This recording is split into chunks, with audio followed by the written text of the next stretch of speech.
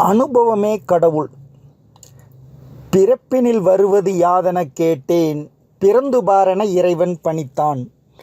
படிப்பெனச் சொல்வது யாதெனக் கேட்டேன், படித்துப் பாரென இறைவன் பணித்தான். அறிவெனச் சொல்வது யாதெனக் கேட்டேன், அறிந்து பாரென இறைவன் பணித்தான். அன்பெனப்படுவது என்னெனக் கேட்டேன், அளித்துப் பாரென இறைவன் பணித்தான். பாசம் என்பது யாதெனக் கேட்டேன், பகிர்ந்து பாரென இறைவன் பணித்தான். மனையாள் சுகமெனில் யாதெனக் கேட்டேன், மணந்து பாரென இறைவன் பணித்தான்.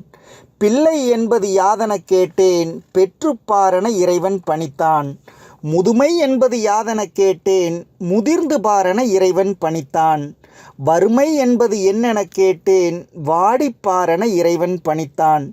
இறப்பின் பின்னது ஏதெனக் கேட்டேன், இறந்து பாரென இறைவன் பணித்தான்.